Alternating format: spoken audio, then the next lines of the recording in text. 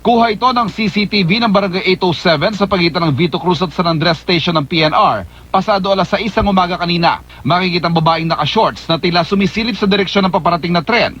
Tumigil, saka naglakad papunta sa rilis ng tren. Ang kasunod na kuha sa lahi ay nirasot na.